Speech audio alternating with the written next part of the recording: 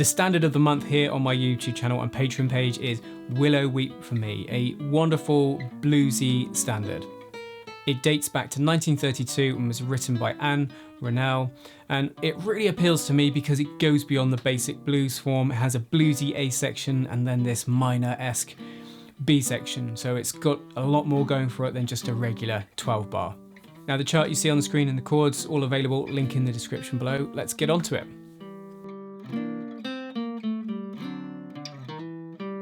So Willow Weep For Me, the form on this one, yes, it's blues in kind of feel and style, but it's still 32 bars A, B, A. And it's typically played in the key of G major, a great guitar key. Now if we had a regular 12 bar in G, we'd have the following, basic 1, 4, 5 chords, G, C, and D. Those three chords feature heavily, but there's lots of other chords added for harmonic richness and interest and movement. In terms of chord shapes for this one, you're going to need the following. G7 in this classic 3-note voicing. C7, again in this 3-note voicing. Notice my middle finger's resting against the low E to mute it there. A minor 7. B diminished. Notice the angle of my first finger there, just rests over the other strings to mute them. G/B. That's a G with its third in the bass. D7. That's the chords we're going to need for the A section. For the B section, different feel and some slightly different shapes here. Some more traditional guitar chord shapes. I feel they work well in this song. I wouldn't normally use them, but I feel this song suits them. So we've got C minor. I'm not bothering to do a full bar there. The first finger's only playing the note on the A string. G minor is a bar chord. Again, I might not play all of it with the right hand. Probably play just to the B string. B flat 7. A flat 7.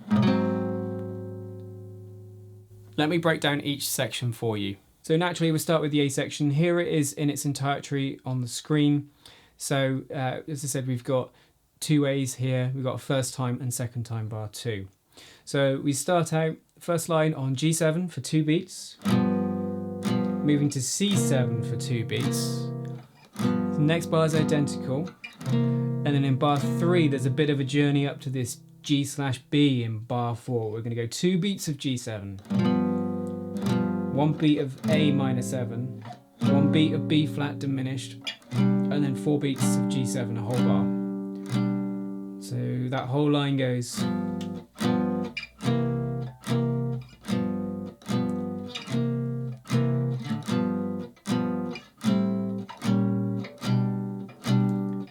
So the bit to watch is bar 3, where you got to go 1, 2, 3, 4, like that.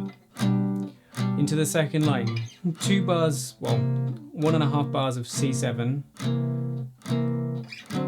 Then 2 beats of D7, so that's going 1, 2, 3, 4 on C7. Then second bar, 1, 2, moved up to D7, 3, 4, hit the first time bar, turn around if you like, G7, C7, G7, D7 would then take us back to the beginning. So I'm just going to play the first line again.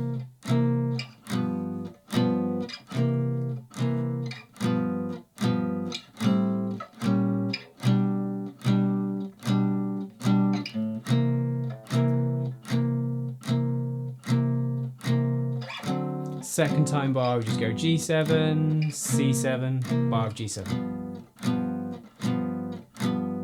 There's a big departure when you go to the B section, has this minor feel, and I'll break down what's going on harmonically after I've shown you the chords. But we start out on C minor, whole bar, then half a bar of G minor to G7. Then go back to C minor, then just walk down, descending, B flat 7, A flat 7, G7. Wherever there's 2 chords in a bar in this song, it's on beats changing on 1 and 3. So I'll do that again. 1, 2, 3, 4. 1, 2, 3, 4. C minor, B flat 7. Walking down, A flat 7, G7. Second line. C minor. Same again as the first one. G minor, G7. Walk down with a slight difference here, because at the end, instead of G7, we need a D7 to go back to the A section. And the final A section would go G7, C7. Same as the first one.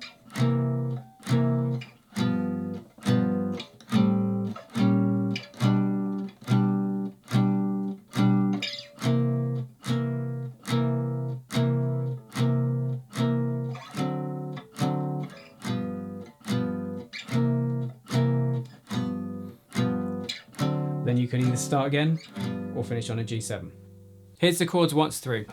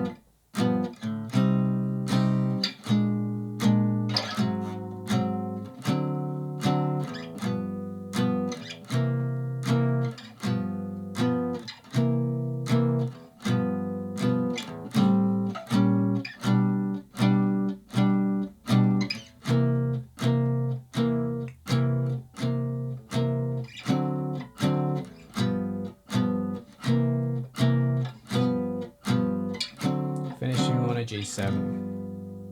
So let's have a think about what's going on. Obviously blues, there's a few things which, really do defy theory, if you like. We're in the key of G. What does that mean? If you're in G major, it means, 1 is G major 7, then A minor 7 chord 2, B minor 7 chord 3, C major 7 chord 4, D7 chord 5, E minor 7 6. You've got the F sharp minor 7 flat 5 is 7, back to 1.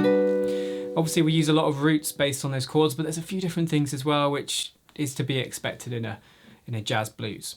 So, classic thing in a blues is make chord 1 dominant. So the G7 is chord 1, and then we go to chord 4 but as a dominant. We go back to 1, back to 4. And then we simply have 1 to chord 2, and then what we call the flat 3 diminished. If you remember, chord 2 is A minor, chord 3 is B minor, so between them you have B flat, the flat 3, and you build a diminished on it, and it leads really nicely either to a B minor 7 or to the 1 chord with the 3rd in the bass, G/B. So that's chord 1 with the 3rd in the bass. Why go to that? We've got B in the bass, next chord C, so you get that chromatic lead to a C chord. Chord 4, up to chord 5, D7 to lead back to 1, then the first time bar goes 1, 4, 1, 5.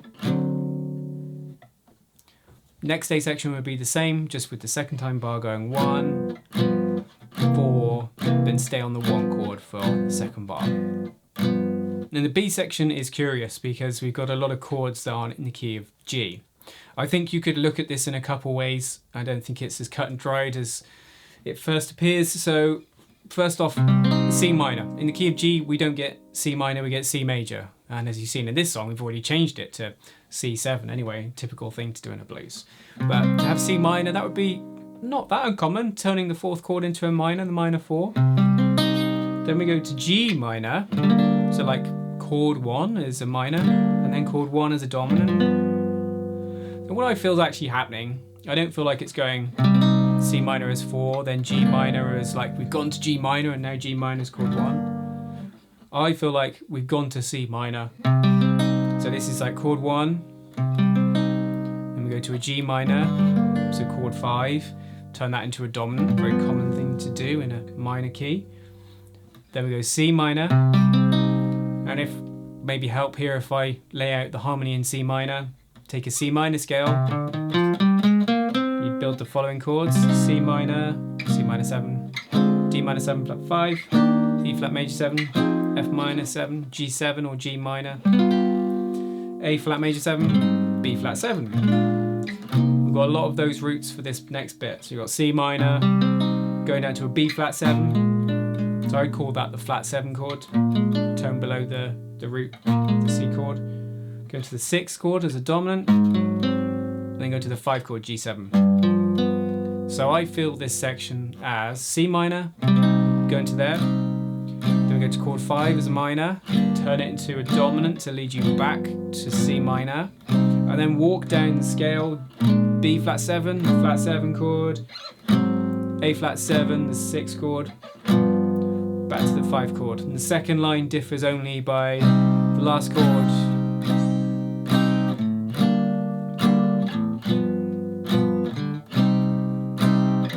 So after the A flat, it goes to D7, which I feel, well, obviously takes us back to the A section to G.